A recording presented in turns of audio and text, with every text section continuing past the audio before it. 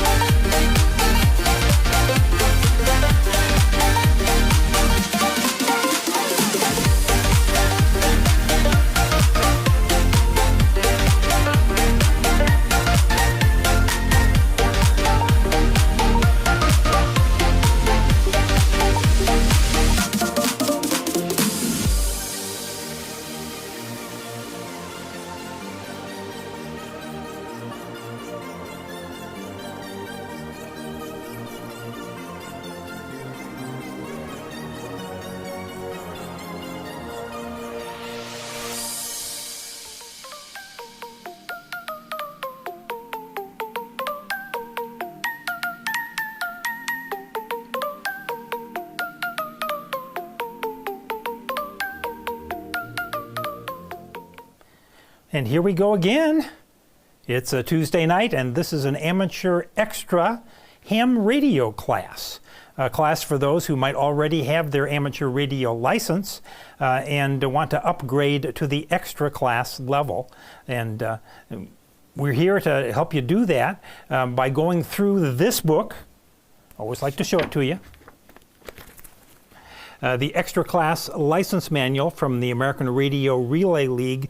This is the 13th edition book, which has the latest questions and answers, because you'll get your upgrade by passing a 50-question multiple choice test. And all of the questions and all of the answers that you might see on the test are in the book and covered here in class. The situation is, though, that the question will be the same, but the order of the answers is going to be different. So don't memorize the answer to that one is A, or the answer to that one is B. No, that won't do you any good. So we're going to tonight do really one of the most exciting chapters, well, rules and regulations. Okay, it's not one of the most exciting chapters. However, it has some redeeming value in that every right answer you get from this chapter counts. So if you're a little trepidatious about the math or reciprocal mixing dynamic range or other things that we'll be talking about, here are some more straightforward questions, common sense rules, and I think we'll do good. Getting through Chapter 3 tonight in the first half of class. Then our plan is to take 5 minutes with a break to get up and move around a little bit. And then Dave will be back with us tonight telling us about how to learning to learn. Especially for those of us of a certain age, we've kind of forgotten or haven't been in classrooms for a long time. It's really thought-provoking. I think you'll like it a lot. So without further ado, let's go ahead and get started. Chapter 3, Section 3.1, Operating Standards. And when you upgrade to Amateur Extra, we use incentive licensing in the United States from the FCC, and our incentive is more frequency space. So as you upgrade from technician, the beginning license, to general class, you get more frequencies to operate. And then as you go from general to extra, you get even more frequencies. A total of 250 kilohertz of new high frequency privileges. Now that doesn't sound like a lot, but that's where the rare DX lives, and that's where a lot of the DXpeditions will start operating, things like that. So you want to be able to operate in that band. And here are some other things that are outlined. All of this is elucidated in the color chart. Bruce, if you'd come back to me just for a second. This is the color chart from the American Radio Relay League, and if you look over on the side, it'll say EAT. That means Extra Advanced Technician, and there's also an N in there because there are still novice license holders. But this is all of the frequency bands that amateur radio operators in the United States can use. And if you'd like to get one, you can download it from this URL. If you go to the laptop, please. Maybe a little hard to read there, but you can download PDFs of the color chart. Or if you'd like to have one of the glossy ones like I just held up there, it's not laminated, but it is glossy finish, just send me an email, w4eey@arrl.net, and say, Gary, I'd like one of those color charts, please. And I'd be happy to put one in the mail to you. We've sent out hundreds of these. It's kind of phenomenal. I'm pretty proud of that. So, when you're tuning your radio, here's a basic question. What does the indicated frequency on your radio mean? Ever think about that with relationship to your signal? Now, if we look here on the radio, and if we look closely, you can see it's USB, or upper sideband. So this frequency, 14.200 in the 20-meter band, that is indicating where the carrier would be. Exactly. Charlie got it. So where the carrier would be if there was a carrier. So if we look here on this display from a Flex Radio Smart SDR, again, now this isn't on 14.2, it's on 14.183, but this yellow line right here, that's where a carrier would be if it was an AM signal. Here's the upper sideband, the higher frequencies. Here's where the lower sideband would be. So remember that your signals occupy bandwidth.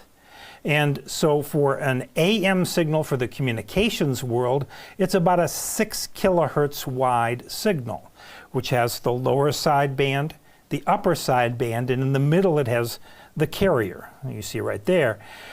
For single sideband, we can eliminate one of the sidebands and the carrier, and so we say the bandwidth of a single sideband signal is 3 kilohertz. Now, your radio may have adjustments to make it even smaller than 3 kilohertz, but that's, for rule of thumb, that's what we use. The point of this is to be aware of band edges. If you're on the 20-meter single sideband phone band, and you're at the top of the band, assuming that you have a properly adjusted transmitter, well, how close can you set your dial? How close can that reading be to 14.350, which the color chart tells us is the top end of the band? And the answer comes from bandwidth. The answer comes from how wide a bandwidth is your signal. And we know that for single sideband, it's 3 kilohertz wide. So 14.350 minus 3 kilohertz gives us the answer here. 14.347 kilohertz, if you're going to express it in that, or 14.347 megahertz. We're going through metric conversion in the technician class. So this is for them if they're actually tuning in. All right. What's wrong with this picture? Upcoming next month is the CQ Worldwide Single Sideband Contest. It's probably the biggest single sideband contest annually. I'm looking forward to it. I want to operate in it. This is from one of about 3-4 years ago when I was operating. Here we are, 20-meter band. Remember we said that the top of the band is 14.350, so that's this line right here. That's the top of the band. This is, and the waterfall display here, that's energy. Somebody's transmitting there. In fact, it was a French station that was calling CQ contest. And there were American hams who were coming back to them and making the contacts. Now, if that was made known to organizers of those contacts would be disallowed. That's out of band transmissions. Come back to me just for a second, Bruce. All right, I'm going to be honest with you. Truth telling here. I heard that French station. I said, I haven't worked him yet. Maybe I'll try. So I dialed my radio up and I pushed the push to talk, and there was no output. I said, uh-oh, my radio's crapped out. What happened? Tried again, push to talk, no output. Then it dawned on me. My radio was smarter than I was. My radio knew that was an out-of-band transmission, and it would not put RF out on that space because it would have been out of band. So hopefully your radio is smart that way as well. So for single sideband, we say the bandwidth is 3 kilohertz. For radio teletype, a very popular mode, we say that 1 kilohertz bandwidth is used for radio teletype. And so we always have to keep that in mind. The signal edges are measured at the minus 26 dB points, by the way, in the waveform. So we have to stay within the allotted band segments for the mode being used. So you'll look on that color chart and you'll see that radio teletype and data, they have their own allotment area there. You can't do that up in the phone portion of the band, for example, data or radio teletype. Here's 17 meters. Here's an example. The lowest band edge is 18.068. You can check it on the color chart. Radio teletype uses lower sideband. Most data signals are on upper sideband, but radio teletype typically uses lower sideband. So therefore, you could, on your radio display, the indicated frequency, you could go no lower than 18.069 because of the bandwidth of your signal. You want to keep the bandwidth of your signal within the band, within the mode areas as well. So the radio teletype and data segment for 17 meters is below 18.11. So a data signal now, transmitted on upper sideband must be no higher than 18.109. It's got to be 1 kilohertz below that. So keep all of these things in mind. The very upper end of the band, for example, is 18.165. That's the phone portion of the band. And again, then we have to stay 3 kilohertz below that with our indicated frequency on the radio. Morse code, that's no problem. That's just on a single frequency, right? No. CW is kind of amplitude modulation. You're turning it on and off and on and off.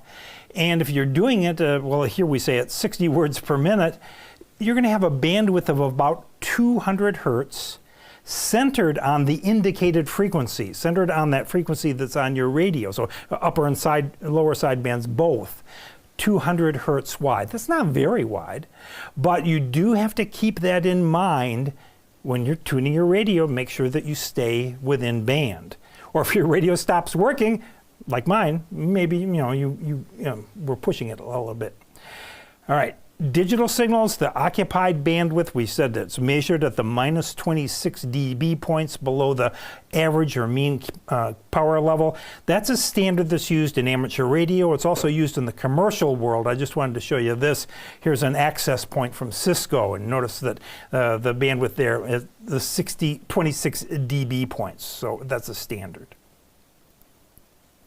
The 60 meter band is kind of unique. It's the only channelized band we have, and if you look on the color chart, you'll see the frequencies that are listed there. I kind of cut it off here a little bit, but there's a frequency here and there's a frequency here. Note that is not the center of the channel.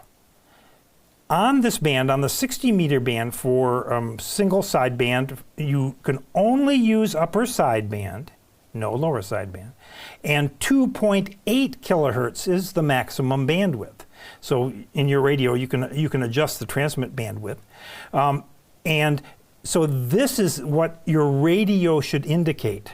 This is what should be on the dial of your radio, and then here is the modulation from the upper sideband. So power output, 100 watts maximum relative to a dipole antenna. So if you've got a gain antenna, you actually have to reduce your transmitter output power. And CW is unique in that you center the frequency on your radio dial on the channel center. So not these numbers, but up in the center of the channel, 1.4 kilohertz above that. And radio and data must be centered to the channel as well. Here's another look at it. 5 designated channels, maximum bandwidth 2.8 kilohertz. CW signals must be centered within the channel. Now on the 20 meter band, we're kind of jumping around, and we commented a little bit before class that this is kind of a mishmash chapter. It's got a lot of different things. So you're going to see we're going to be changing subjects here as we go through. But on the 20 meter band, data signals, like FT8 for example, are allowed only up to 14.150 megahertz. Typical data bandwidth is 2.8 kilohertz, upper sideband. So again, in this case, we'd have to take 14.150 minus 2.8, and this is the highest indicated frequency you could use to send a data signal such as FT8 in the 20 meter band and still stay within the requirements of the FCC. All right, we got some new frequency bands. About 4 or 5 years ago now. It's new to me. How low can you go? Well, I call them the newest bands now. They aren't new, but the 2,200 meter band and the 630 meter band. One of the experimenters, one of the pioneers is a guy that I know from the North Carolina DX and Contest Club, David Day. I don't know if David is still attending meetings up there on a regular basis. No, Dave's shaking his head, but he was there for a while. N1DAY, that's his call sign, and his website is hamsignal.com. And he really went to this like a duck to water. So here's one of his antennas for, I don't know which band actually. So antennas are going to look like this. They're going to always be short and low. I say that antenna tuning is interesting, difficult. Notice the motorized control there. There's a bunch of circulating currents going on. There are high voltages, like kind of, the old Tesla, coils and things like that. For 2,200 meters, the very longest wavelength band that amateur radio operators can use, which is actually just above the audio frequency range, maximum output power is 1 watt, effective isotropic radiated power. But surprisingly, you can get out on that band, as David shared with us. Then the 630 meter band, the maximum output is 5 watts. So 1 watt on the longest wavelength band and 5 watts on the 630 meter band, EIRP. And you can look on the color chart. Here's the allocation there. Notice that voice, the green, phone and image, is available on any frequency there, as are ready and data. So if you're going to operate there, you can pretty much use whatever mode you want. But in the very fine print there at the top, it says amateurs wishing to operate on either of these bands must first register with the Utilities Technology Council. And you can do it online at this website. The URL is down here. The United Technologies Council is a group of power companies. They use these frequency ranges on power lines for signaling of automated switches and things like that. And if they're in your area, you might cause interference to their operations, so they would like to know about it. So the process of registering with them, giving them your name, your location, etc., and then there's a 30-day waiting period. If they object to you operating on those bands, then they'll let you know by email. If they don't object, then you're good to go and you could begin experimenting on these bands. It's highly unique to those bands only. All right, I said we're going to switch. Now for something completely different, auto message forwarding. Hams are responsible for any message that originates from their station. Even if you have a designated control operator that's not you, if it's coming from your station, there's a shared responsibility.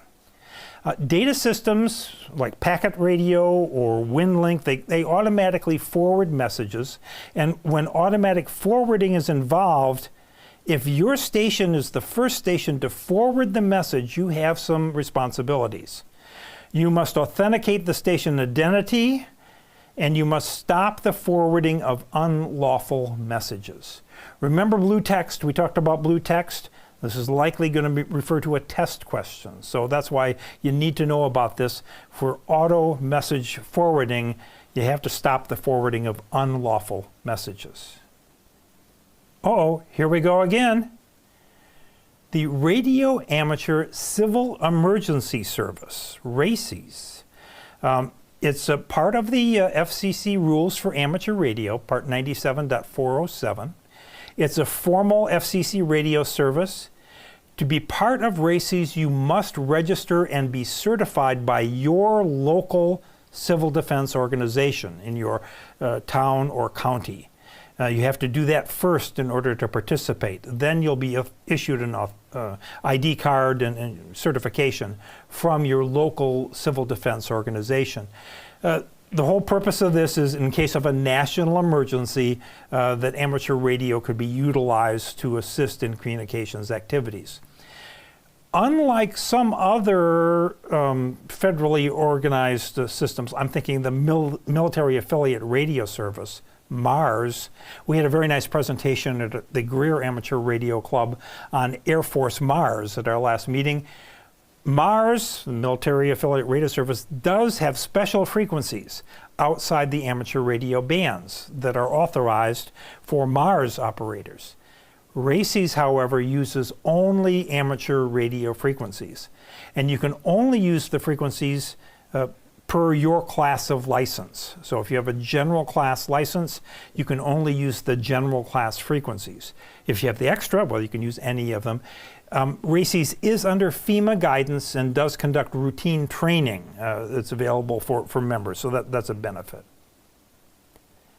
And now for something completely different. So I want to operate aboard my cruise ship that I'm taking a big cruise coming up. Well, number one, good luck. It's generally not authorized. I'll just let you know that right away. If you were to operate on a cruise ship, you would be Maritime Mobile, and you could use your call sign and go stroke MM. The problem is that your American amateur radio license would be valid only if you were on a U.S. flag vessel. And most of the ships nowadays are registered in Liberia or other locations just for tax purposes or whatever purposes anyway. Or if you're in an aircraft, you could be aeronautical mobile, and you can listen online and you'll hear that. The speaker that we had for the Mars group was a pilot, and he would be in KC-135 tankers, I think, and whatnot, and he'd make amateur radio calls from the air. So he was aeronautical mobile.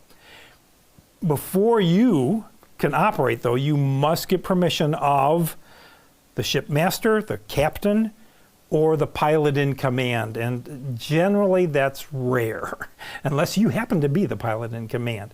The station must use a separate radio apparatus from those that used on the ship for their own purposes, and you only need to be an FCC licensed ham on a U.S. flag vessel, but you must follow the rules of the ITU region or country where you're traveling. All right, that wasn't so bad. That was section 3.1. Let's see what we remember. But first, I want to remind you, I was asked to remind you, about our 3-second rule. It's not to punish you. I'm just so excited that you're enthusiastic about answering. But if you know the answer, maybe give somebody else a chance to answer, or just count to 3 before. But if you're in the Zoom classroom, you can go ahead and unmute and tell us what the right answer is after 3 seconds. All right, here we go. So why is it not legal to transmit a 3 kilohertz bandwidth USB signal with a carrier frequency of 14.348 megahertz?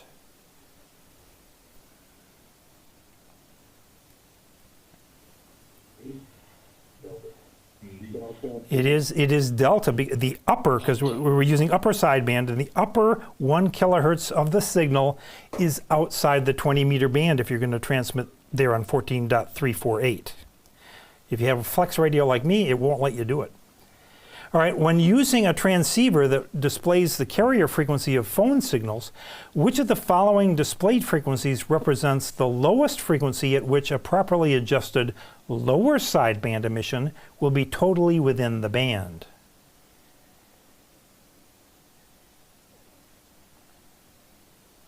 Delta. It is delta, again, 3 kilohertz above that lower band edge, because now we're transmitting lower sideband. And what is the highest legal carrier frequency on the 20 meter band for transmitting a 2.8 kilohertz wide upper sideband data signal?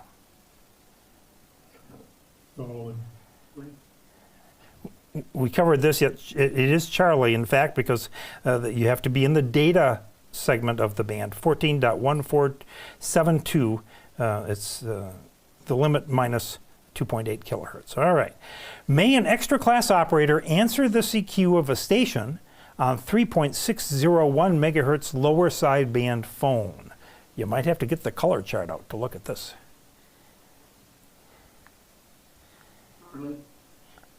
You get the idea. They're trying to keep you from doing, out of band stuff. So no, the sideband components in this case would extend beyond the edge of the phone band segment. And who must be in physical control of the station apparatus of an amateur station aboard any vessel or craft that is documented or registered in the United States? Charlie. I didn't specifically mention, but yes, if it's a U.S. flag vessel, any person holding an FCC-issued amateur license or who is authorized for alien reciprocal operation in the United States could operate aboard the vessel with the captain's permission. So what is the required transmit frequency of a CW signal for channelized 60-meter operation? Yeah, it's got to be at the center of one of those 5 channels that you saw. And what is the maximum power permitted on the 2,200 meter band? Yeah, that's a big 1 watt of effective isotropic radiated power.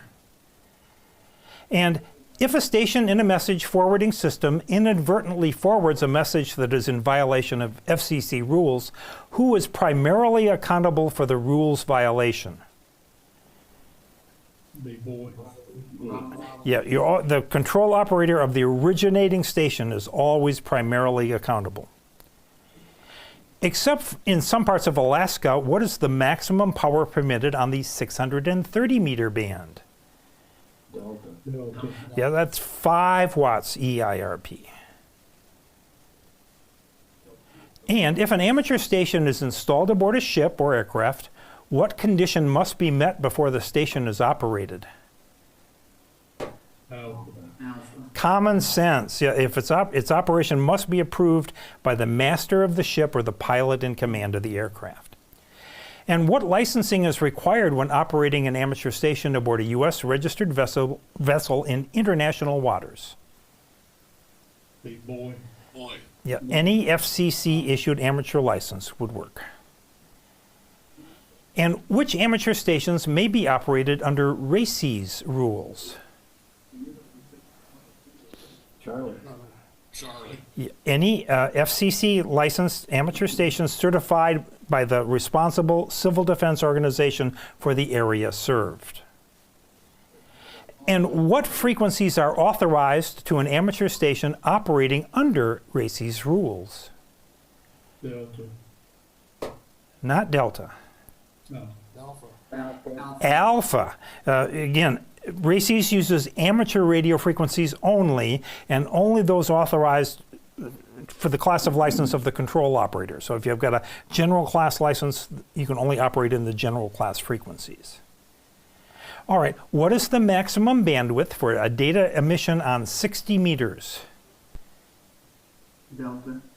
Yep, 2.8 kilohertz.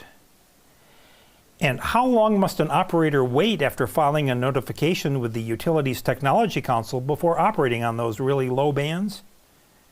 30 days. 30 days before, you got to, if you hear from them, they may have a problem because of some of their switching equipment in the area. So what notifications must be given before transmitting on those bands? Delta. Yeah, you got to go online to that URL that I had there and register with the Utilities Technology Council and give them the coordinates of your station, and then they'll check and see.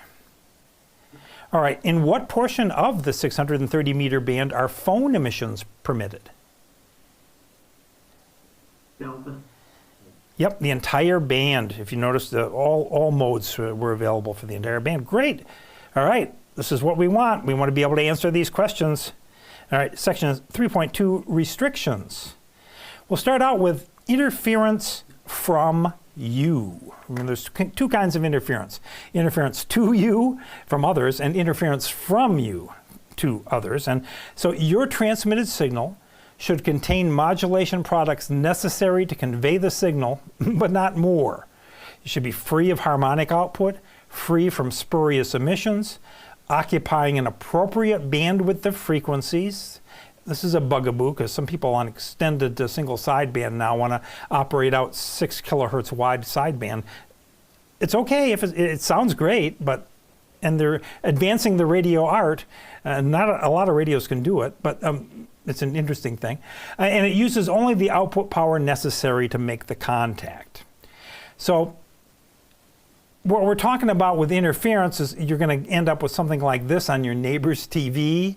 and they're not going to be too happy about it. But this really goes back to radio's beginnings. Radio got started, in the 20s and got going along, and it was radio back then. There wasn't any television, and hams could inadvertently, with their transmitters, interfere with a neighbor's radio. And if that is the case, and if the radio is of good engineering design, or the TV, well, then quiet hours might be imposed. If you interfere with domestic broadcast receivers and you're told about it, then you cannot operate on interfering frequencies between 8 p.m. to 10:30 p.m. prime time, and Sundays from 10:30 a.m. to 1 p.m. Okay, this goes back to that time period with the old-time radios, but it still exists. The caveat is that the receiver must be of good engineering design, and now with imported electronics and whatnot, this is my comment, it's almost never the case. And you must make sure that your ham station is of good ham engineering design. Your spurious emissions are 43 dB below the average power output, or the fundamental power output. This is the same spec that amplifiers must have. So those things must be met. Now, this is a question on the test. I don't know if the FCC will ever come knocking at your door and say you need to be off the air for quiet hours, but it's still on the books, so you still need to know about it. And if you're wondering about spurious emissions, what is that? Well, it's here in the notes section on this slide. You can read the definition.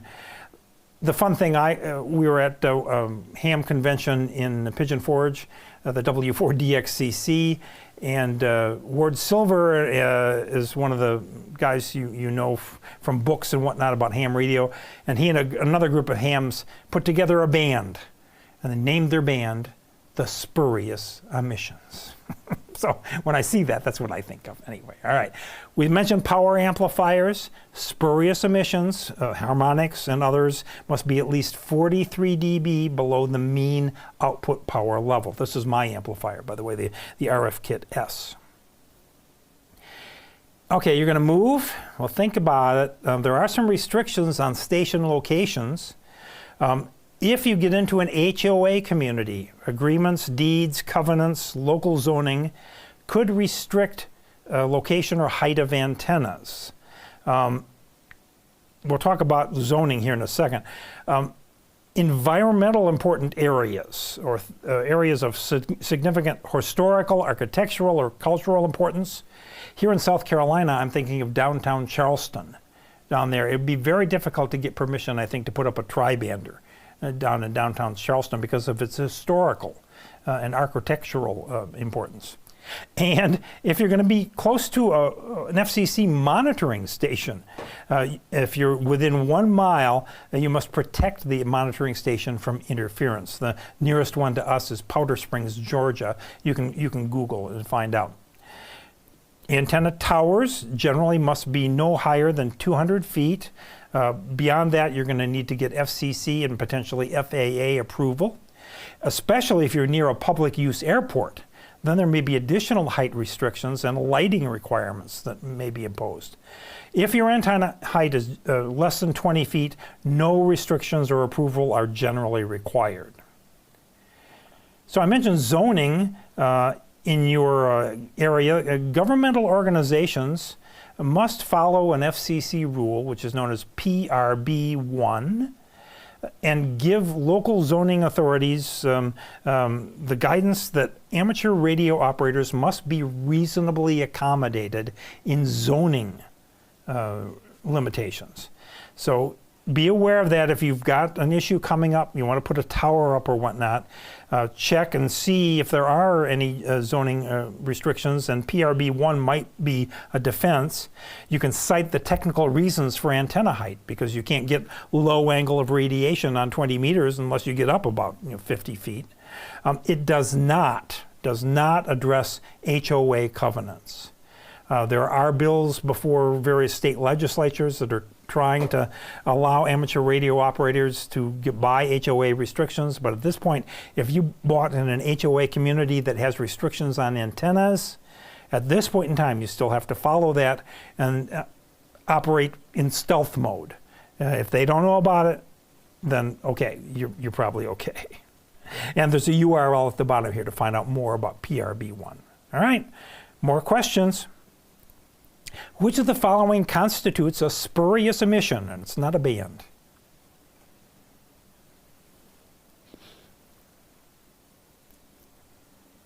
D.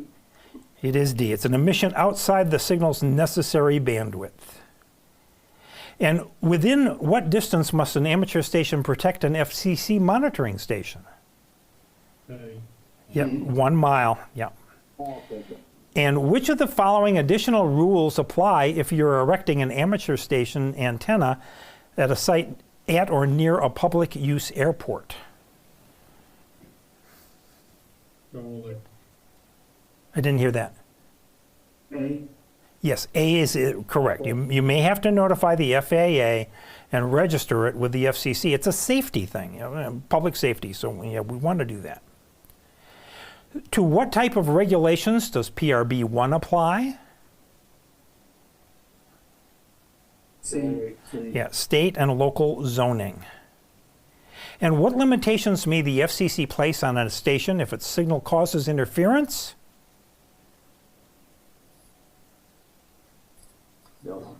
Back to quiet hours. The amateur station must avoid transmitting during certain hours. And what does PRB1 require of state and local regulations? B. The phrase is reasonable accommodations must be made. And what is the maximum mean power level for spurious emissions below 30 megahertz with respect to the fundamental? What's the limit? Yeah, minus 43 dB down. All right, carrying on. Got to make room for Dave here. Station control. So local control is what we think of when we think of a ham station. It's a control operator who's directly manipulating the knobs on the radio to achieve compliance with FCC rules. Remote operation is the use of a control operator who indirectly manipulates through the use of a computer program, software, etc. So that's local control directly. Remote control indirectly manipulates the controls. And then there's automatic control. That's the uses of devices and procedures to control a station when it's transmitting so that compliance is achieved without the control operator even being present at the control point. Here we're talking about repeater stations primarily. And where is the control point for a local and remote control station? Well, it's where the operator is. So if you're in local control, that's the control point. If you're in remote control, if you're going to operate off of your phone or whatnot, which can be done, then that's the control point. A remote control station must have built into the system, if a link fails, if you're communicating over the internet with your station to control it and the link fails, well, there must be backup control to limit transmission times, let's say you were in transmit at the time, to no more than 3 minutes, and then it will cut off transmission. It's called a watchdog timer. That also applies to automatically controlled stations. You'll hear repeaters sometimes time out. They have a watchdog timer as well.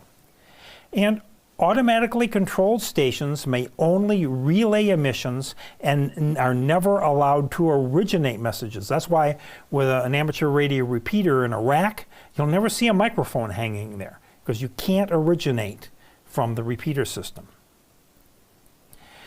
Now, we talked about repeaters, voice repeaters for automatically controlled stations, but there are also digital and data repeaters, APRS digipeaters, for example.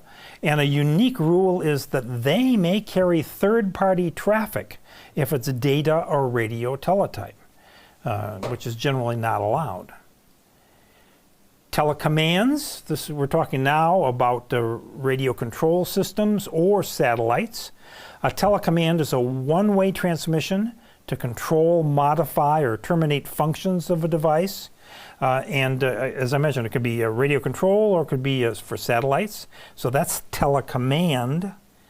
Telemetry is data coming back, or it's a one-way transmission of data from a distance. So here we have the U.S. Air Force of Gary, the W4EEY balloon airborne system, and on board the system is a radio system that is sending APRS messages and whatnot. The call sign is required in those transmissions. So my call sign is required on balloon-borne telemetry transmissions. So, for example, for APRS, packet radio. Also, inside the balloon, it's required that there be a photocopy of the station license, a label with the name, address, and phone number of the station licensee, and a label with the name, address, and phone number of the control operator. So all of those things need to be aboard a remote-controlled vehicle, whether it be a balloon or a plane or something like that. And for amateur radio control, for remote control of an aircraft like that, our transmitter output power is limited to 1 watt. Okay, here we go. Questions. Under what situation may a station transmit third-party communications while being automatically controlled?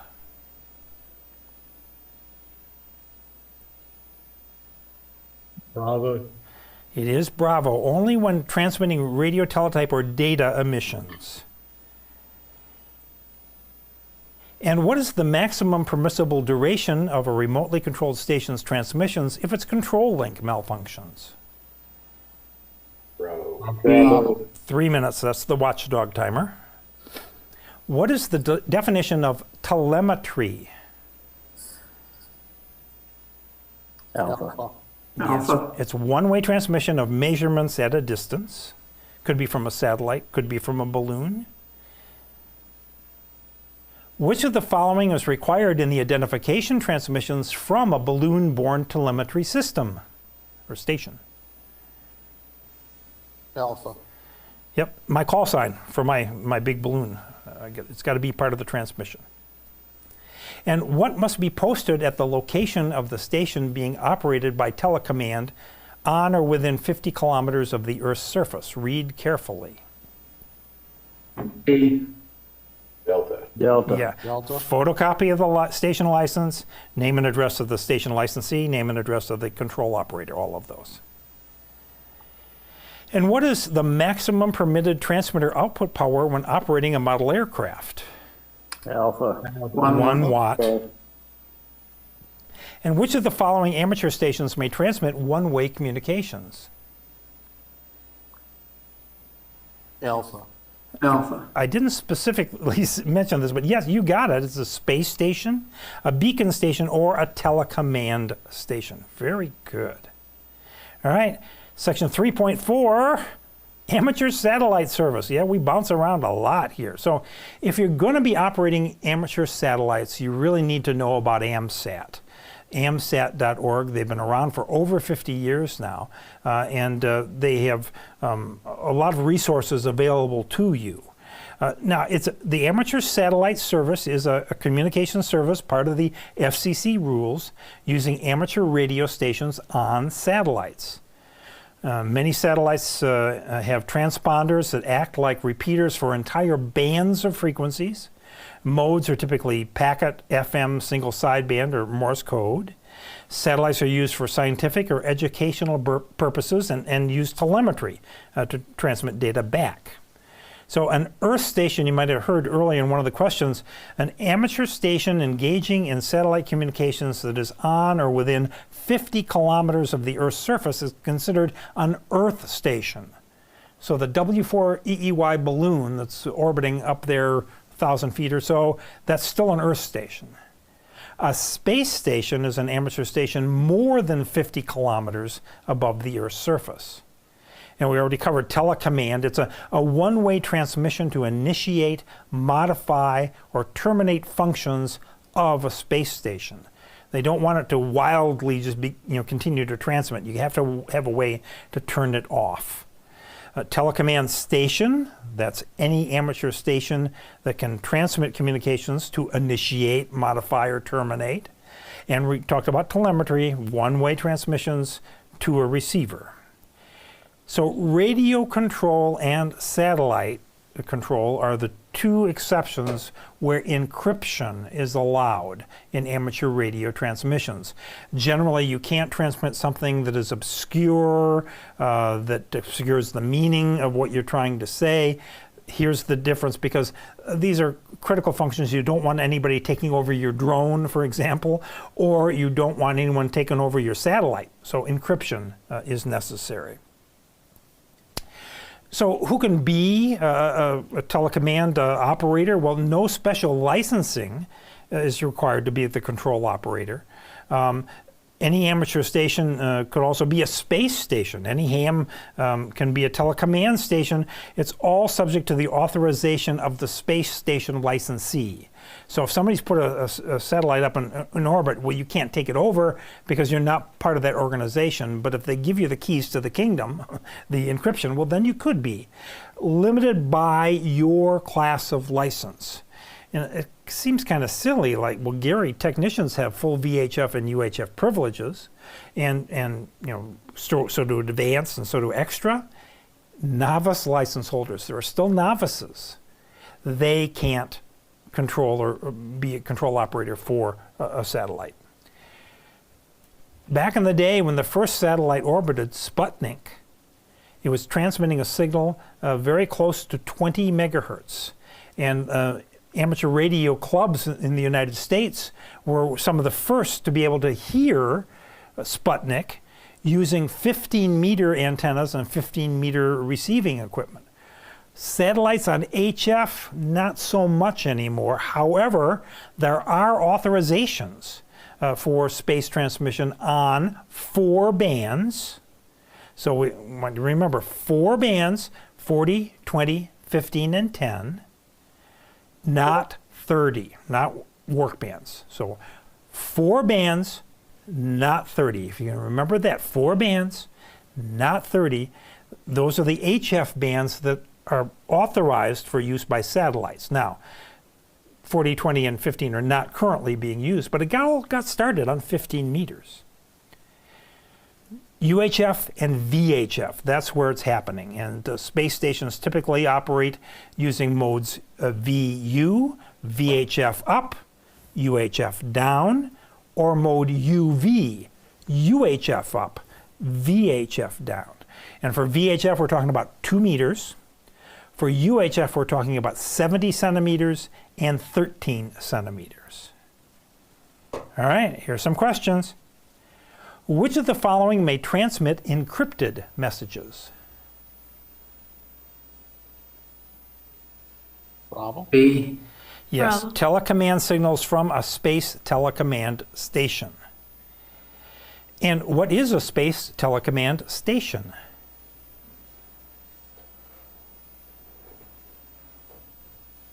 Find the Bravo. 3-word phrase.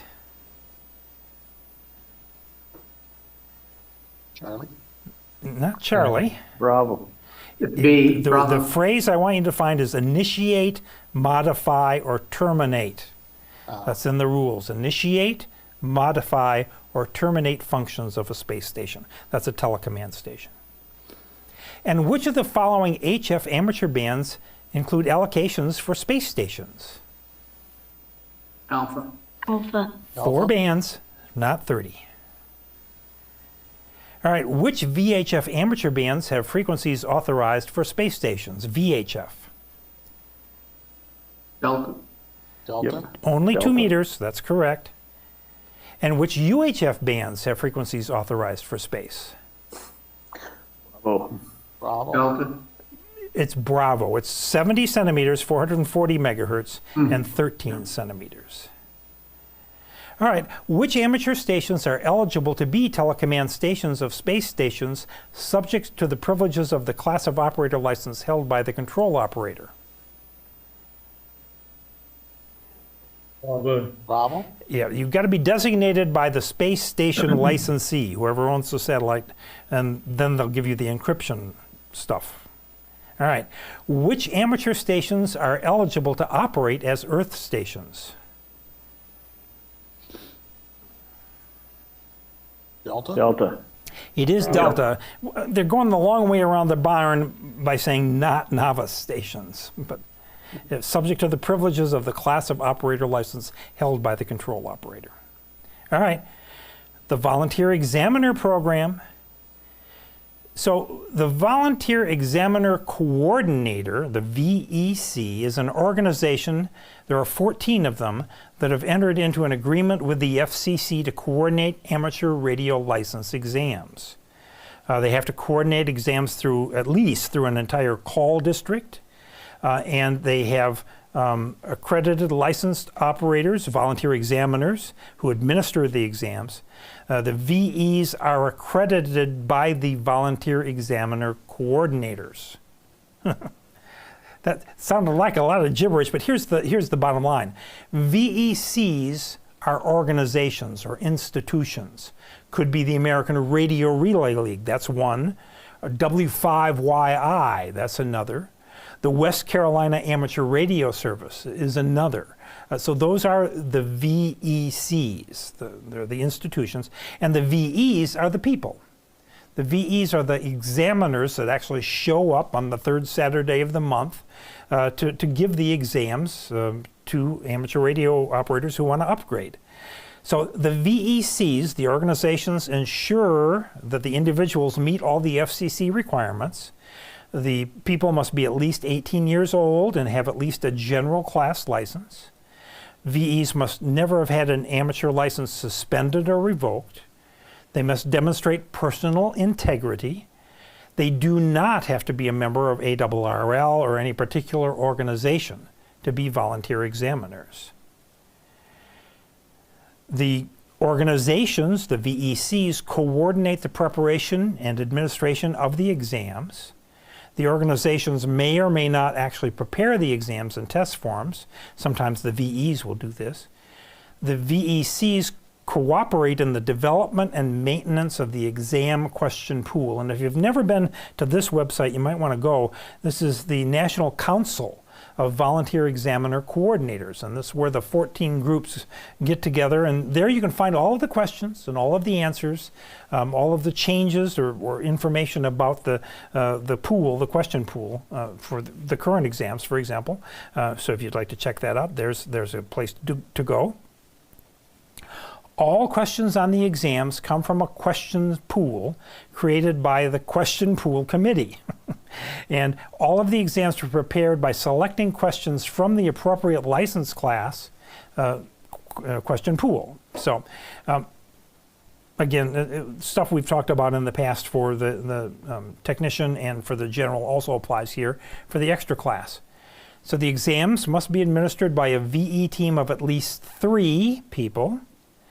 And with the completion of a successful exam, you'll get a certificate of successful completion of exam, the CSCE, and all 3 of the VEs must sign it.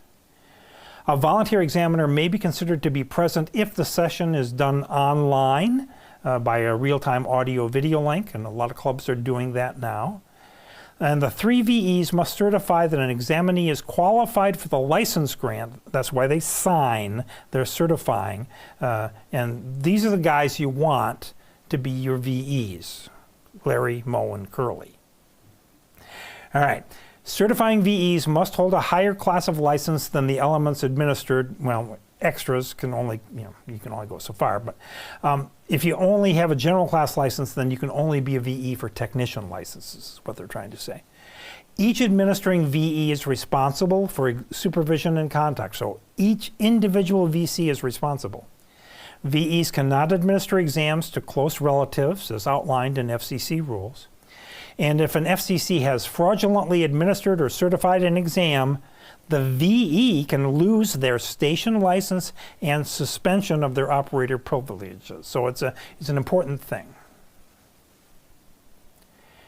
If a candidate fails to comply, so you're going to the exam session and the volunteer examiner says, put your pen down, and you don't do it, the rule is that the exam should be immediately terminated because you didn't follow the rules. Just keep that in mind. An exam score is 74% or better. And if an applicant fails to pass, then the VEs return any application documentation to you. VEs send the test results and the successful license applications to the VEC, the national organization, who then reviews the material for accuracy. And then subsequently, that national organization forwards the upgrade information to the FCC for final processing. It can happen within a matter of days if it's done by emails and other electronic means. The organizations may charge you for the costs necessary to administer the exam, a reasonable amount. Locally here it's $10. I've heard of some places it's $15. I've heard some places it's free. So you might get lucky. So that's the cost to the VEC for necessary charges to administer the exam. All right, more questions. For which types of out-of-pocket expenses do the Part 97 rules state that VEs and VECs may be reimbursed? A. A. Yep, another one of these where the longest answer is the right one. Preparing, processing, administering, and coordinating an exam, yeah. And who is tasked by Part 97 with maintaining the pools of questions for all U.S. amateur license exams? Charlie. It is the organizations, the VECs. And what is a volunteer examiner coordinator? Charlie. Yep, it's an organization, number one, that has entered into an agreement with the FCC. And what is required to be accredited as a volunteer examiner? D. D. The organization determines that the applicant meets FCC requirements. Must be 18 years old, etc. What must the VE team do with the application form if the examinee does not pass? Bravo. Bravo. Yeah, return the application document to the examinee. And who is responsible for the proper conduct and necessary supervision during an amateur operator license exam session? Charlie. C. Each and every one of the VEs is responsible. And what should a VE do if a candidate fails to comply with instructions? Bravo. B. Bravo. Immediately terminate the candidate's exam. You can come back later. To which of the following examinees may a VE not administer an exam? Charlie. Yep, B. relatives. And what may be the penalty for a VE who fraudulently administers or certifies an exam? A. Alpha.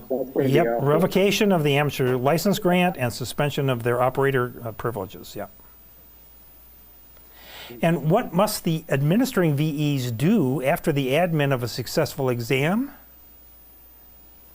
Charlie.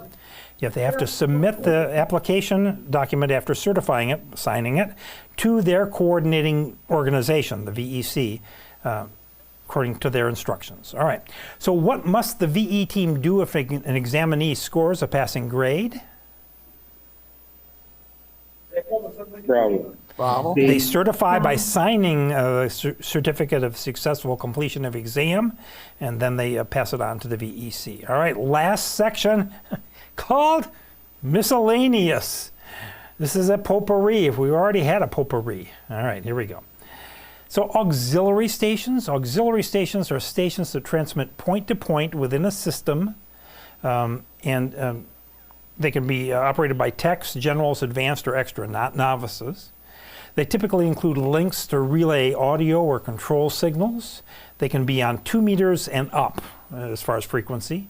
And a crossband mobile rig repeater, for example, can be used to relay a handheld to another repeater. That's an auxiliary station. Also, some repeaters have remote receivers.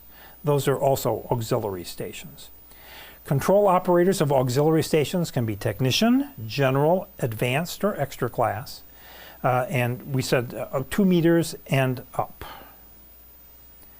Power amplifiers. So amplifiers below, commercial amplifiers below 144 megahertz may require FCC certification. They have to meet certain standards. Amateurs building their own amplifiers, however, do not need to have their amplifiers certified. Certified amplifiers must meet spurious emission standards, minus 43 dBc, below carrier, when tested at full power. And dealers may normally only sell certified amplifiers, but they are permitted, if they'd like, to sell non-certified amplifiers if they were purchased used from an amateur and resold to another amateur. They want to keep it out of the CB world, for example. All right, moving on. I came from Michigan, and I lived up in a town called Midland. I'll show you here on the map. And up there we had to pay attention to this. Line A, it's an imaginary line parallel to and south of the US-Canada border. Stations north of this line have restrictions in the 70-meter band. They cannot transmit between 420 and 430. Likewise, certain U.S. cities also have land mobile service on these frequencies, and so there are restrictions in Canada as well. So here's line A and line B. The transmissions from 420 to 430 megahertz are restricted. Midland is right there. So we were right, in the between line A and line B. Don't have to worry about it here down in South Carolina. The National Radio Quiet Zone is an area near Maryland, West Virginia, and Virginia that surrounds the National Radio Astronomy Observatory and the Naval Research Laboratory. It's called the National Radio Quiet Zone, and if you go through there, you'll see signs. Special permission is required for any beacon stations that want to operate in there, and there are limitations on radio frequency emissions in that area. No amateur transmissions are permitted in which you or your employer have a pecuniary interest, that money. You can't make money from ham radio activities, from transmissions. Personal activities don't count as business activities. Content in amateur radio must be personal or incidental to amateur radio. So I was asked the question, is it okay to order something over the air if you were to call DX Engineering on the repeater or something, order a radio? I guess it's okay. I've been told it's okay. But really, the general rule is no business-related communications on the ham bands. And you can't make communications on behalf of a non-profit organization if it's a business communication, to order things like that. Spread spectrum operation. Wi-Fi, 2.4 gigahertz Wi-Fi, for example, that's a spread spectrum. It's a signal transmission technique which the modulation scheme spreads the signal over a wide bandwidth. We're going to talk more about it later in the class. It's used to minimize interference, and it allows multiple stations to use the same bandwidth, hence why in Wi-Fi it's great. For amateur radio, excuse me, spread spectrum is used above 222 megahertz only. So above 222, up to 10 watts of output power. And if you're in the United States, and our possessions were regulated by the FCC, you cannot cause harmful interference to others, and you cannot use spread spectrum to obscure meaning. So it has to use a standard pattern. Sorry, I'm losing my voice. So if you're going to operate outside of the United States, be aware of 3 agreements that might allow you to do that. For Europe, there's the CEPT. For South and Central America, there's the International Amateur Radio Permit. And for other areas, there's the ITU Reciprocal Permit. So for CEPT, U.S. hams can travel and operate from most European countries and their overseas territories without having to get a license there. Same thing with IARP. You can enter and operate in certain Central and South American countries. ITU reciprocal is where those don't apply.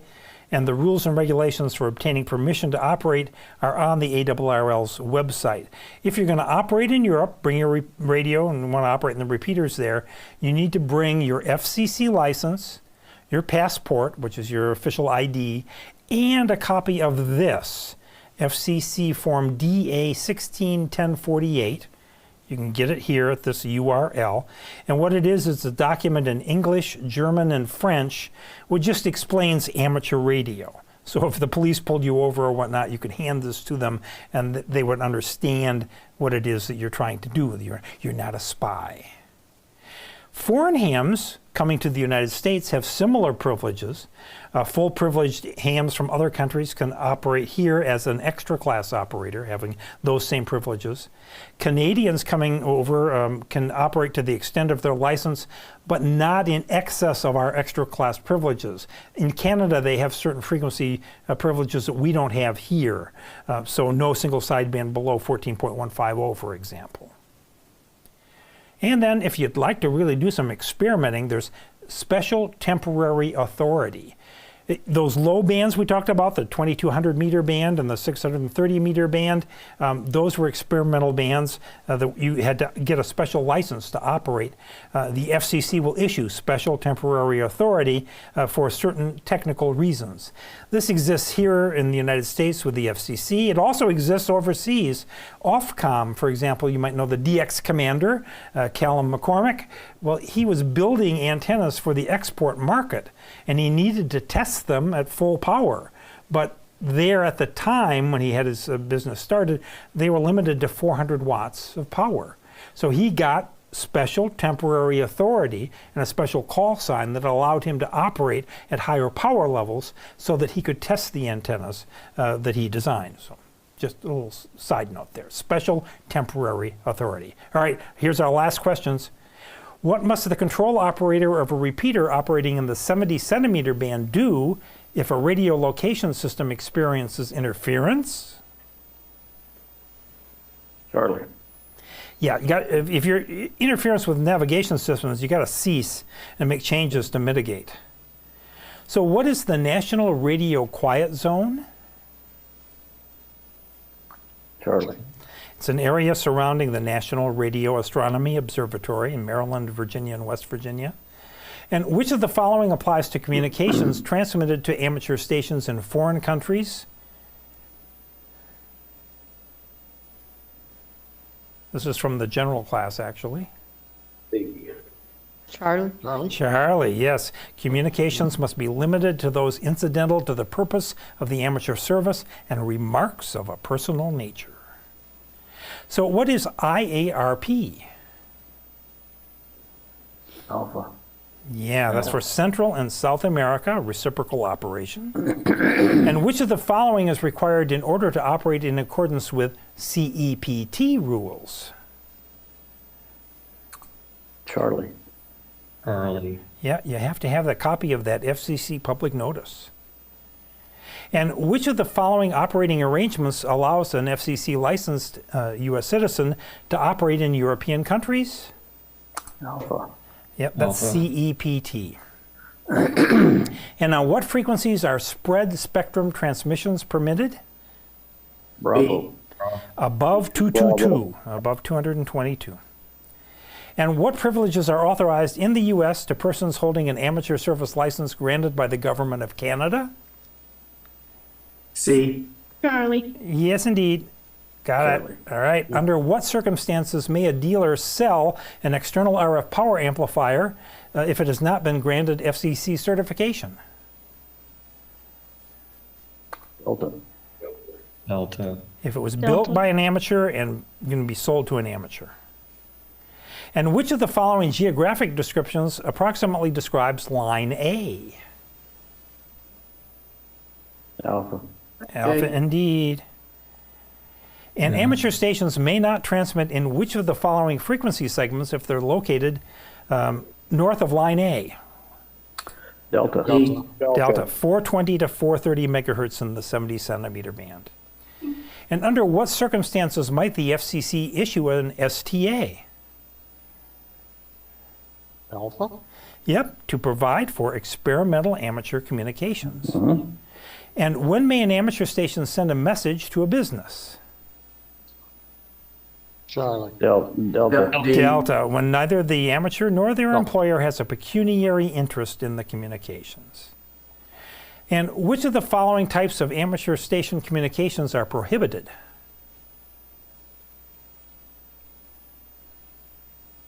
Alpha.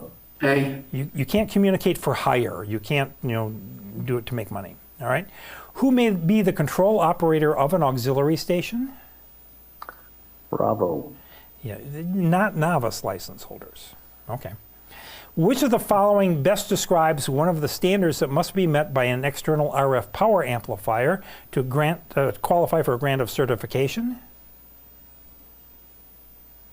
D, Delta? Delta, yeah, it's got to meet spurious emission standards, minus 43 dBc, when operated at full power or 1500 watts, whichever is lesser. And that, ladies and gentlemen, is the end of Chapter 3. Sorry, Dave, for overrunning my time here a little bit, but we made it anyway. So the whole point is, let's take 5 minutes quickly and then come back and let's learn how to learn. Maybe something we should have learned first. All right, roll them, CB.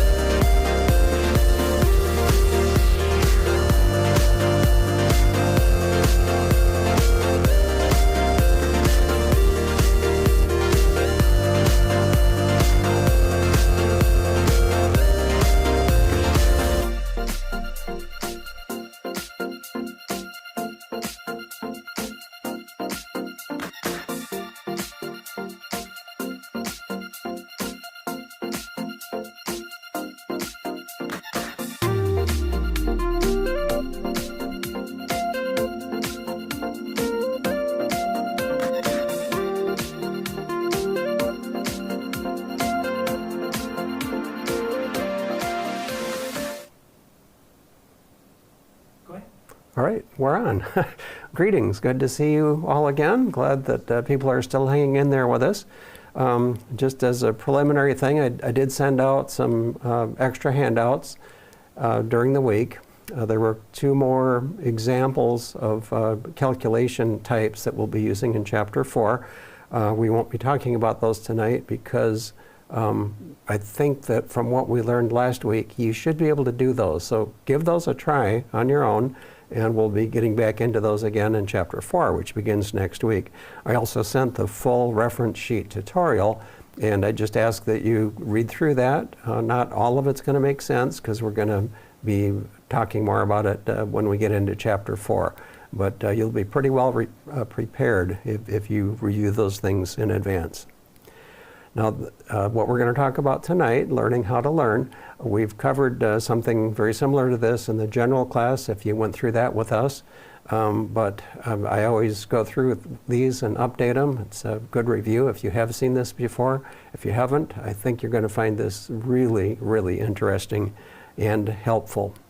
Now, especially for people who wanted to get 100% on their exam, this will be critically important information.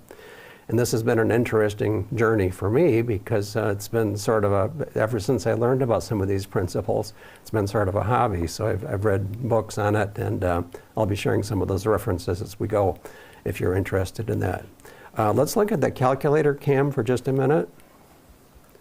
And you might be wondering what this is. It sort of looks like a tomato. It's a timer. So I'll just let you be curious about that until we get to it. Why would we be using a timer in a class like this? All right, so to the presentation. Barbara Oakley, who we'll be talking more about in a bit. Hopefully most of you had a chance to review the TED Talk. I put that out in our weekly email as well. And she does a real good introduction to some of what we'll be covering tonight. In her statement, learning how to learn is the most powerful tool you will ever grasp. After studying this for a while, I just totally agree with that. So credit where credit is due. I found out, I got turned on to these principles during a forum in Florida, Hamcation. There was a fellow, Michael Burnett, that had a class that talked about, I think the title was How to Pass Your Test on the First Try, something like that.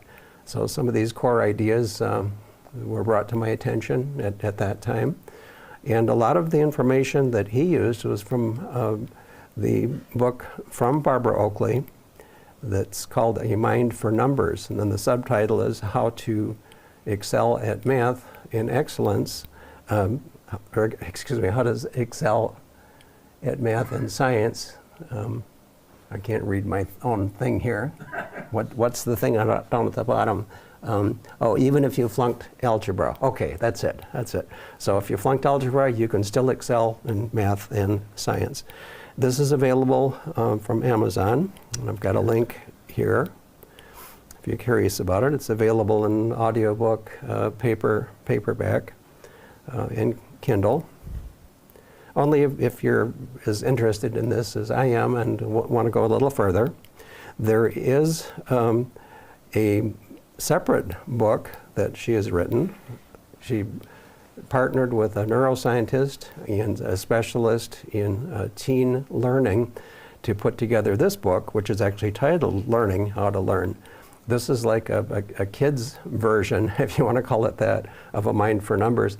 And I resisted buying this for a while because I thought, well, I've got the adult version. Why would I want the kid version? Well, the kid version is actually an easier read if you're just mildly interested in this stuff. It's got a lot of analogies and metaphors in it, a lot of pictures. The Kindle version is in full color, and it's really enjoyable. So I'd sharing this resource with you as well. And there's a link there in Kindle if you care to buy that one. One more excellent resource. I've got a grandson who entered the nuclear program in the Navy, and he was struggling to figure out how to learn all of the stuff that he needed. So this is just another resource. I bought a copy of this for him, and he found it useful. Make It Stick, The Science of Successful Learning, very much related to what Barbara Oakley has written, but a little bit different tack. Okay, Houston, we have a problem. You probably remember that quote from the Apollo 13 mission back in 1970. So what is the problem that we have? Now this applies to all of us. It's called the forgetting curve. And let's take a minute to just look at some of these numbers. Right after you've heard something, your memory is close to 100%. Not for very long, but right after you've heard it, you're right up there. What happens one day later, though? Here's the days, here's retention over here. You can kind of see a brain, and the knowledge seems to be diminishing over time. One day later, if we move up the scale here, we're at about 50%. So all of that good stuff that Gary taught us tonight, you'll forget half of it by tomorrow at this time. Now that's kind of a problem, because this class, I think we've got another 14 weeks or so left. How in the world are you going to remember the stuff that we're sharing with you so that you can pass your test? Now look what happens out at 7 days. 7 days from the time you hear something, you will have forgotten all but about 10%. So that's pretty dismal. And this curve is kind of flattening, but it keeps getting lower and lower. So that's the problem that we have. Now, it used to be people would decorate Christmas trees with cranberry strings. And the way that would work, you would take a string and a needle, and you'd thread the cranberries onto the string. So it's kind of like trying to string cranberries without a knot. They'll just fall off when they get to the other end. Or it's like pouring water into a leaky bucket. Look at this poor bucket. He looks really sad. Look at his short little arms here. There's no way he can reach up and plug those holes. It's not a very happy bucket. One key to learning is to apply a lot of analogies. And an analogy you can kind of think of as a memory hook. It's something that you can relate to, apply new knowledge to something that you already know. I happen to like pineapples, so I used the pineapple as with my magic plant analogy. And we're going to pretend that it's going to produce in about 16 weeks. Pineapple actually takes longer than that, but work with me on this. We're going to have 11 gallons of water. That's what the pineapple is going to need. We need that spread evenly over the 16 weeks. And we're going to start out with 11 gallons. And of course, we have a leaky bucket. So if this is our problem, what can we do? And anybody can offer an opinion here. Any thoughts? Need to keep refilling the bucket. Keep refilling the bucket. Yeah. In a different bucket. Yeah, a different bucket. We had one student in a past class said, well, learn really fast. I thought that was kind of novel. So yeah, those are some things we could do. So this is an analogy, right? Well, what is it an analogy of? What is this parallel? Well, it's our extra exam. So we're going to be, the fruit is passing the exam. It's going to happen in about 16 weeks.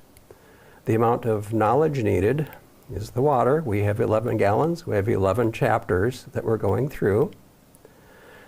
Now our learning is leaking. So as I said, what can we do? So here's our exam calendar, forgetting curve. We want to pass. What can we do? I don't know if tying a string on your finger would work or not, but you can do that. Well, we have to interrupt the forgetting process. That's the key. We have to make that stop, or we're not gonna make it.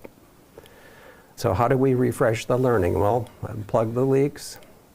We do that by relearning where it might be needed. We're going to be talking about some strategies that are effective, that work. And then we're going to talk about some strategies that are not effective. And what's amazing is quite often the strategies that most people use to learn are the ones that are not effective. That's why we need to learn how to learn. So I guess another way of saying that is most students use strategies that are not effective. I was working with one person, he was in his 80s, and he was kind of insistent on using his own method of study, which is his right. He's been around longer than me. He didn't pass his test, okay? So I was able to convince him that, maybe we could try a different learning strategy. We actually met at a Starbucks for several weeks in a row going over the chapters, and he retested and he passed. And I'll never forget what he said. He said, after he passed his test, I was one of the VEs there, he said, "This is the happiest day of my life." Which was amazing to me. He was so happy he passed the ham exam. So what I'm sharing with you works. So the first thing we're going to talk about is spaced repetition. We're going to be talking about combating the forgetting curve. Now, we already saw these curves where they were going down, down, down, and it was pretty dismal. If you can refresh your learning, now notice the scales here. We've got 1, 2, these are the number of days. If you can refresh your learning one day after hearing it, it bounces way back up near 100% again. Now between now and tomorrow night, okay, that's a day. So if we can refresh your learning tomorrow, rather than being at the 50% loss, you'll be back up close to 100% of remembering what you heard. Now notice how these intervals are increasing. This is overnight. Now it becomes less necessary to review as time goes on. The next review shown here is 2 days later, and then 3 days later. So you can do this refresh at increasing intervals and keep your knowledge up there. So that's one way to combat the forgetting curve. Something interesting happens between now and tomorrow at this time, and that's that you're going to sleep. Now, something happens during sleep that's fascinating. Our brain goes through something called a memory consolidation process, where facts and figures that we get tonight, for example, tend to sort themselves out, and some of them will get stored in long-term memory. If we don't do anything beyond that, of course, it's going to go away. But that sleep is our friend, what I'm trying to say. The memory consolidation not only helps to cement some of that information into place, but it also washes out the useless stuff. If our brains didn't wash out the useless stuff when we sleep, I think our heads would explode after a few weeks. So it's very necessary. And as I mentioned, less refresh is needed over time.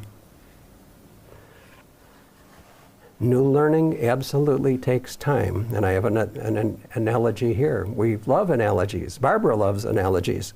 So sleep on it, then recall. That's spaced repetition. It helps battle the forgetting curve. Now this is what you want, a solid brick wall of learning. You want that stuff to be in its place and to be permanent. You don't want this. Look at this brick wall.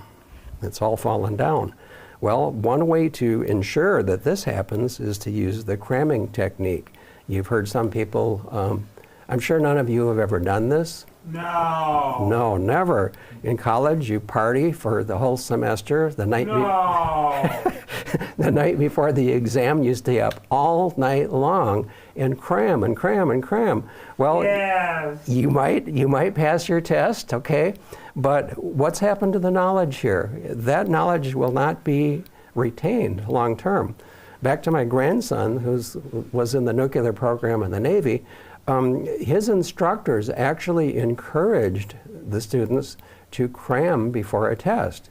And the young people took that to heart, and that's what they did, and they were passing their tests. But when it came to the comprehensive test, at the end of the class, this is what they had for knowledge, and they were having a very difficult time passing the comprehensive tests. So cramming is not a good idea. Now, concrete takes about 24 to 48 hours to set, but it really doesn't cure to most of its compression strength till after about 7 days or so. And that kind of fits our picture here as well. So we want this, not this. Now we'll talk about some strategies that work. Now here's me. I'm perfectly organized, putting out information that's completely coherent, and this is you over here. That information is coming into your mind, but it isn't necessarily as organized as what I think that I'm providing. I might not be providing it that clearly, actually, but this is kind of what's happening. Now, we were talking a little bit about handwritten notes, or making reference to it earlier. One thing that's really nice about handwritten notes, it's almost impossible to take down information verbatim. So when you hear something that's being shared with you, if you can be taking some handwritten notes, two things happen. You have to slow down. You cannot keep up with what's being said. So that's not a bad thing. You have to reach into your mind and say, okay, what did he just say? And then the process of writing down those notes, handwritten notes, you have to summarize what you heard. So you've taken in the information, and now you're taking it back out of your mind and writing it down in your own words. Handwritten notes are extremely beneficial to learning. Typewritten, not quite so much. Some people can type just about as fast as others can talk. So it's an automated process and nothing really sticks. So I wanted to comment on that. So this forces you to restate the main points in your own words.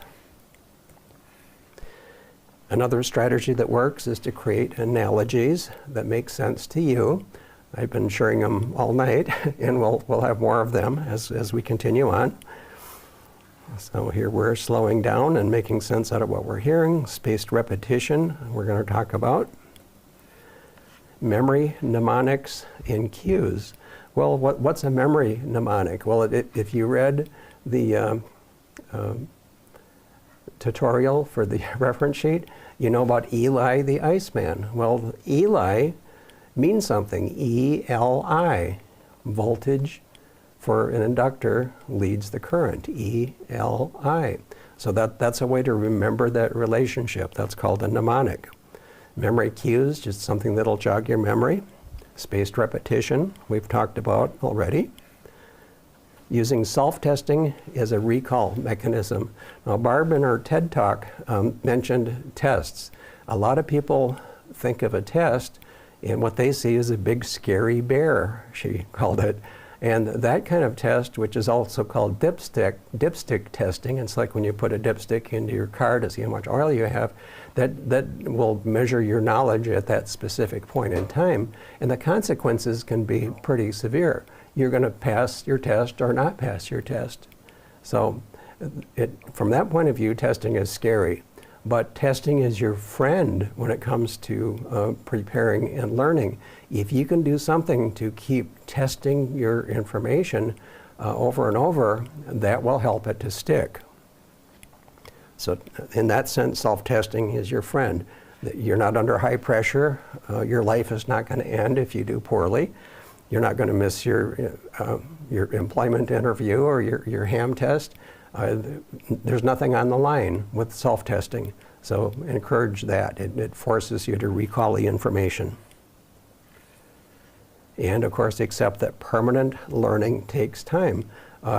You can't possibly learn a song after you've just heard it one time. It takes practice. And I've circled the ones that are particularly effective and applicable to learning this material for your extra class upgrade. Spaced repetition, self-testing as a recall mechanism, and accept that permanent learning takes time. Another analogy. Here we've got a deer. He's kind of camouflaged, so doesn't show up very well.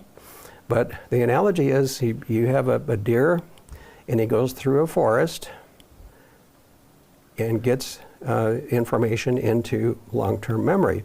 If the deer wants to remember where the juicy berries were the next day, he's got to go back into long-term memory recall the information. So every time the deer walks through the forest to store the information and then goes back to the information and brings it back again, he's making a path through the forest that's getting deeper and wider every time you go through the forest. And memory traces work exactly that way. You learn new information. If you try to recall the information and you're successful, you make that path a little bit deeper and wider. So our goal is to take short-term memory and put it into long-term memory, and every time we go back and pull it back out again, that path becomes stronger. The memory traces become stronger. So that's just another way to look at the process. So in terms of strategies that work, we already looked at this. The spaced repetition and self-testing, we're going to be using the ARRL exam review site as a mechanism to do that for us. And by doing it over time, that it's going to become stronger and stronger. I'd like to introduce a book at this time. Let me go back to the calculator cam.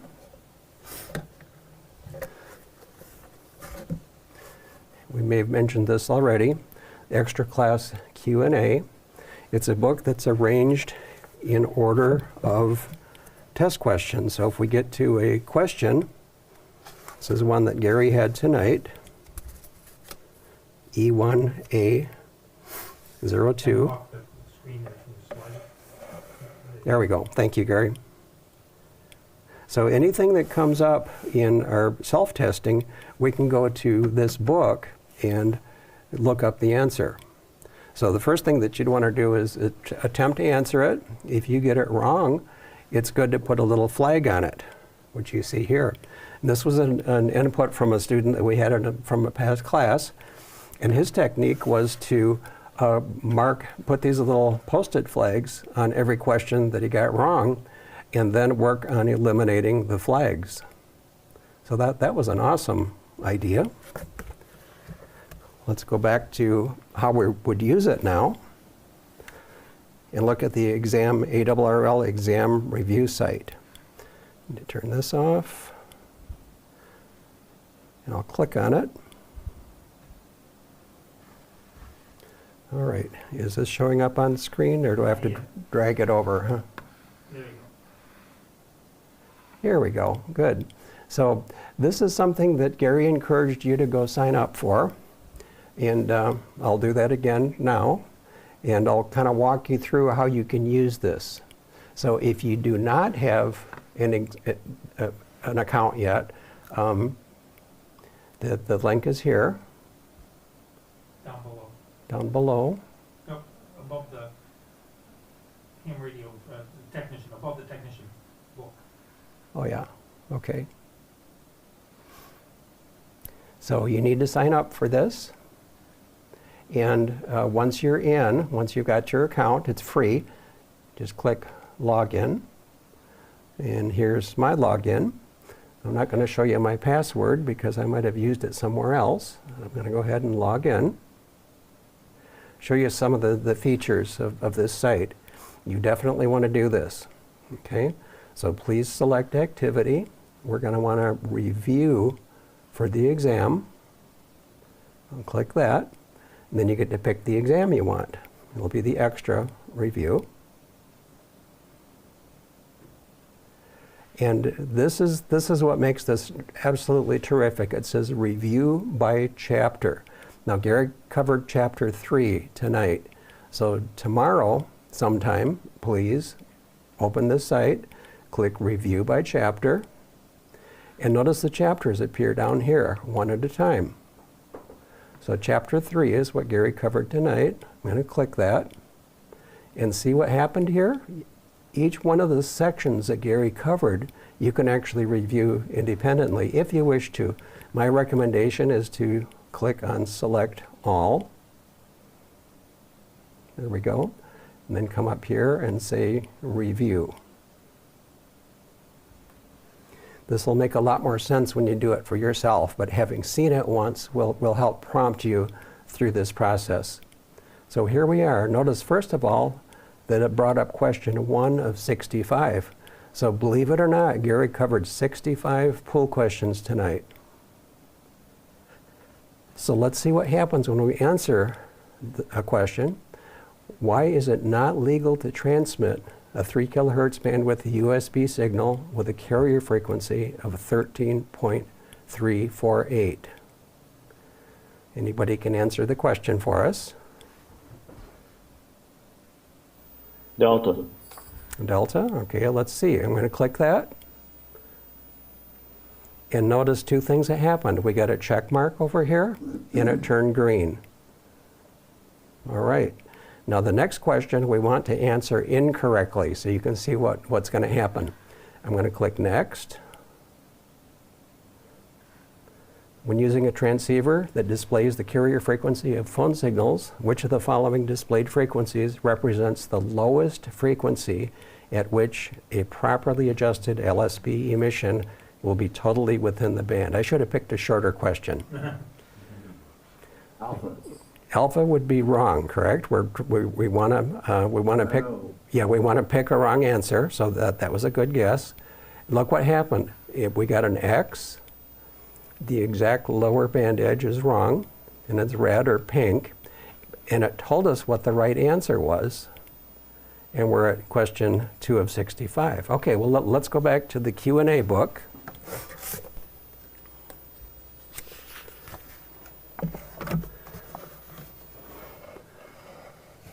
And this is the question. So that was it. A was the wrong answer. D was the correct answer. And this book has a couple of features. It tells you, it gives you the FCC reference, not that you're probably that interested. And it also tells you where in the extra class license manual you can go to look that up. And if you got it wrong, the technique that I shared, you can put a post-it flag there and then work on eliminating the post-it flags. This book is about $15 roughly, but given the effort that you're putting into this class, it seems to me to be a small price to pay. This is an optional technique, but I think you'll find it extremely useful, and you use it in conjunction with the self-testing. All right, so back to our demo. So we've showed you all of this. Before we log out, though, I'm going to return to main. And then there's an option to review the progress. So if you got stopped halfway through, you could go and look and see where you left off, which I'll do, review progress. So it shows that we got 50% of the questions right so far, but we've only done 2 questions. If you want to completely clear that out so that you can start fresh with Chapter 3 again, clear data and reset questions, which Kid turned to when it cleared them out. And now I'm just going to go ahead and log out. Good.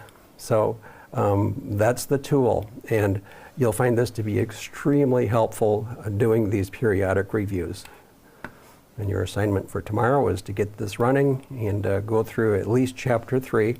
Chapter 2 would be good also. Very good. Get this all energized again.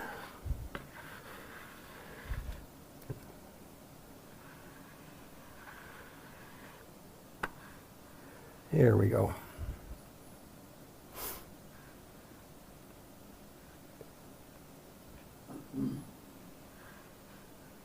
So this is the resource we just looked at. Be sure to get this 6th edition. The picture will be the same as on your license manual. If you go to buy some of these resources used on Amazon, the previous versions are usually available cheap, but the question pool has changed, so make sure you get the 6th edition, the same picture that you're used to seeing. There's a link there to get one if you want one. All right, another, like Gary says, now for something brand new. Illusions of competence are ways that you can fool yourself into thinking you know something that you really don't.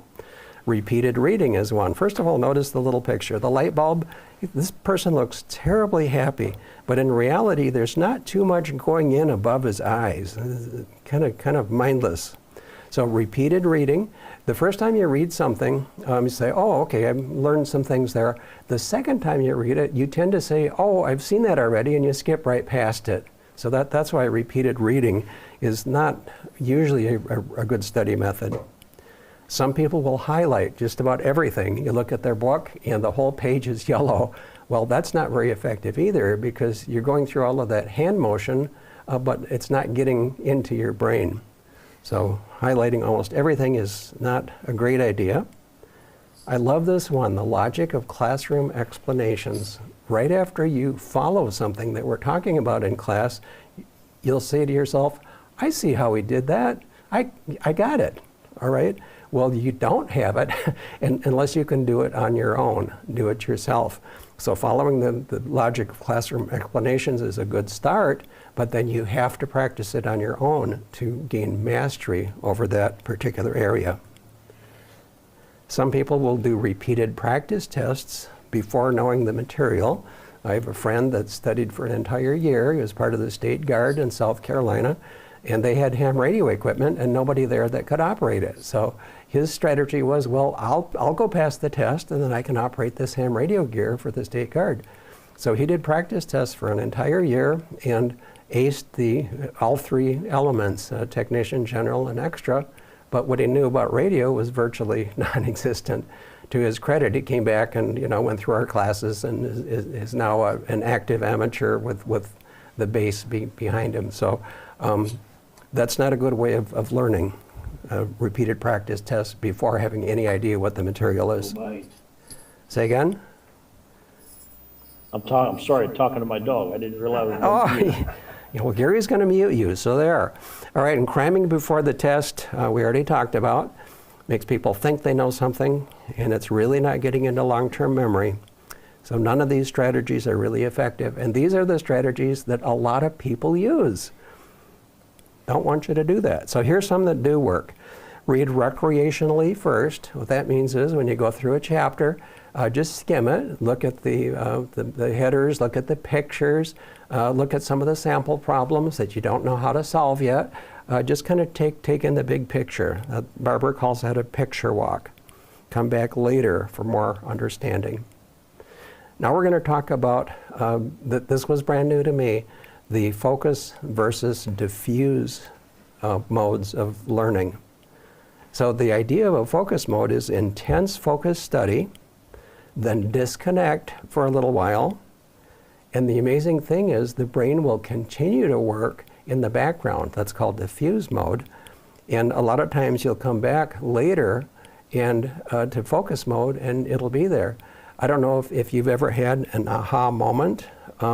That's where you're struggling and struggling and struggling. You go and do something else, or you wake up the next day and wow, I've got insight now, or I know the answer, or I've got a new angle on it. That's called an aha moment, and most of us have had that experience. Now, I don't know if you knew this, but inside your brain, there's a pinball machine. So the figures, yeah, exactly.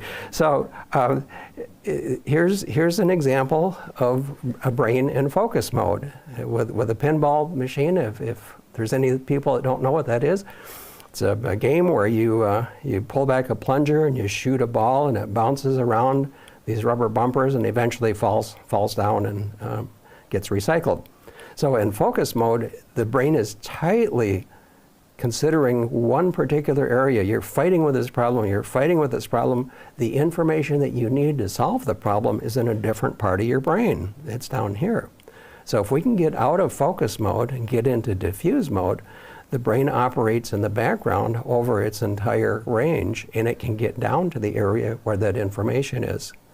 Now the focus and diffuse modes are mutually exclusive. You can be in one or the other, but not both. That's why you have to get out of the focus mode in order to engage your entire brain when working on a problem. So now we're going to come back to our timer that I showed you in the beginning, something called the Pomodoro technique. Now, the hardest part of any task that you're going to do is getting started, okay? Another way of looking at that is that we all have a problem with procrastination to one extent or another. When I think of the trees in my backyard that I need to cut down and haul away, well, it's heavy work, it's stinky work, chainsaw, gasoline. I can think of 100 things I'd rather do than cut up those branches. Well, studying for our test can be a little bit like that too. So the Pomodoro technique only requires 25 minutes of focused attention. Now, anybody can do 25 minutes, okay, if you can convince yourself of that. So eliminate distractions, set the timer for 25 minutes. For some people, soft music helps and works for me, the so-called Mozart effect. And then blitz, study just as hard as you possibly can for 25 minutes. Your goal is not to finish the task, it's just to give it focused attention. Then what do? You set your work aside, disconnect completely, go take a walk, exercise, play with your dog, take a bath, some people will do, take a nap. And Thomas Edison had an interesting technique. He'd sit in his easy chair when struggling with a problem with ball bearings in his hand. And when he started getting sleepy and the bearings would fall out of his hand, well, sleep is the ultimate diffuse mode, or just getting ready to fall asleep. And he'd wake up and keep a notebook by his chair, and a lot of times he'd have a new insight into the problem that he was working on. I thought that was kind of neat.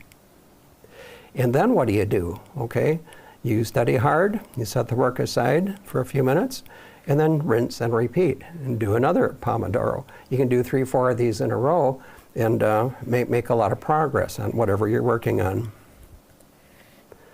Memory hooks are a wonderful thing. They're something that you can hang new knowledge on. So you can make links to similar concepts from your past knowledge as a technician and as a general. So related knowledge forms memory hooks that will allow you to add more onto that hook. Analogies, we've been talking about. In our first session, we talked about visual, audible, and kinesthetic learning. Well, why not try all 3? And engage all possible senses. Remember the fruit analogy? Well, what does a pineapple taste like? How good is it going to feel when you pass your extra exam? It might not be the greatest day of your life, like it was for this other fellow I mentioned, but just imagine how great that would be. Tell yourself a story about what you're working on. Write out the concept by hand, right? Or teach it to another person. These are all extremely effective learning techniques. Here's a fella, I don't know much about him. Trotman is his name, but he said thoughts disentangle themselves when they pass through the lips and the fingertips. Well, passing thoughts through the lips, that's when you're teaching somebody or teaching somebody else. And when thoughts pass through the fingertips, that's like handwritten notes. So you have to straighten out your thoughts in order to write down a coherent sentence about what you just learned. Now there's a fairly smart fella that I think most of you have heard of before. Albert Einstein said if you can't explain it simply, you don't understand it well enough. There's my problem. Yeah, it's Gary's problem, he says. There are some academic disciplines where teachers, the post-secondary education, will encourage the students to try to restate the information or the principle in a way that a 3rd grader could understand it. If they can do that, they probably understand it pretty well. Some problem-solving techniques. This is like you're going to look at something and say, this is really hard, I don't know if I can do this. Or you're going to look at a map and there's a long distance that you have to walk. Well, how are you going to get there? Well, the answer is you just keep putting one foot in front of the other until you get to your destination. And that's what this problem-solving technique is. So look at a problem, recall from memory what you know about the problem without looking at the solution, maybe the handwritten guides that I gave to you. Read the question and discern what it's asking. Okay. Recall what you know about it. Sometimes it's helpful to draw a diagram and then try to recall from memory how to solve it. Maybe it's a calculator problem, and then solve it, okay? Maybe you were successful, maybe you weren't. If stuck, use the references as may be necessary, come back later and try it again until you can do it. So this is a step-by-step, left foot, right foot approach to attempting some of the difficult problems that we're going to be seeing in Chapter 4. And again, Barb has said, learning how to learn is the most powerful tool you can ever grasp. If this makes sense to you, if you've gotten some new insights, these are things that you can share with your spouse, with your children, with your grandchildren. Could be a really big help to them, in addition to an approach for you to learn the material needed to pass your extra exam. Now, Michael Burnett, at the end of his talk in Florida 5 years ago, this was a list that he provided. He also has a series of books on learning how to pass your extra. We're using the ARRL license manual, so we're not using his materials, but he does have a set of materials if you're interested in seeing another point of view. But he says, commit to a date and stick to it. That means find a test session, go get signed up for it right now in December, okay? Or sooner if it works out. Make a study schedule and stick to it. Figure on doing a few Pomodoros every day. Figure on doing one of these exam review tests. Study with a friend if you can. Now, most of us are remote, but your emails are in the clear, and Gary's put together a Discord channel for us. That might be a way you can do it. Read and recall. Engage lots of senses. Remember, you can smell the pineapple, you can taste the pineapple, you can think what it would be like when you pass that test. Learn the material first, then do the practice exams, and build your own context around the material. How could I use this? Take breaks. Remember the Pomodoro technique? Learn more than necessary. Sometimes, in spite of the excellent teaching that Gary and I provide, being a little facetious there, but we do our best. But there might still be something that you're really wondering about. Well, Google is your friend. You can expand beyond the book and beyond what we tell you as far as you want to go. So that's what I mean by learn more than necessary. All of a sudden, some of this will make sense. Explain material to other people, and don't put off the hard stuff. Get a solid night's sleep before the exam. And there's a little caveat here. If you neglect number 11, the other 10 may not matter. You really need to be fresh when you take your exam. It'll give you the maximum chance of remembering good stuff. Now, we're going to have more fun next week. Look at all of these happy people. Some of these are going to be you as we get into Chapter 4. And also the email that I send out will give you whole sections of the reading that you can ignore if you want. If you're really into math and all of the things that are there, then I'm going to suggest that you skip. The 2% of you that are that way, well, go for it. It's all good stuff. The other 98% of you just want to pass your test. So we're going to be focusing on just what you actually need. And I'll give that to you in an email. So for now, to be in advance, do a picture walk through about page 428. That's the point where they'd start talking about resonant frequency. And don't get scared or hung up on stuff that makes absolutely no sense.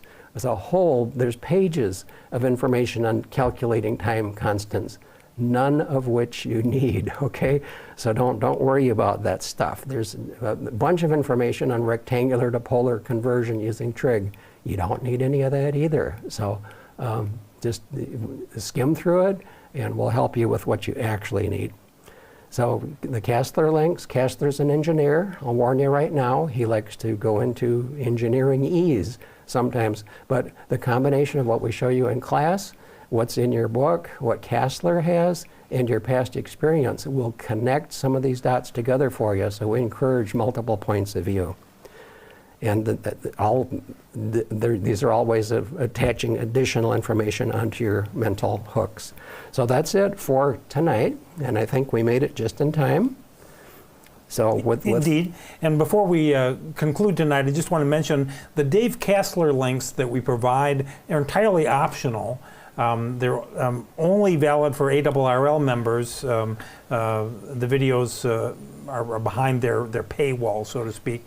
The other thing is that Dave has made his videos up over the years, and for good or bad, he's actually reusing material from previous question pools, previous editions of the book. So sometimes you'll see a blue book, or sometimes you'll see a different colored book. He doesn't remake them every time, like we're remaking our classes every time. So don't get hung up on that. His information is just introductory, just to give you another point of view, as Dave mentioned there. Maybe that you'll have an aha moment and go, oh, that's what that is all about. So that's the reason we provide Dave Kassler's links. Exactly. Good. So normally we'd have a class chat, but we're over time. So let's just say, read chapter 4, the first part for next week, and we'll say 73. See you next week. Good night. Good night, all. 73. 73. Night.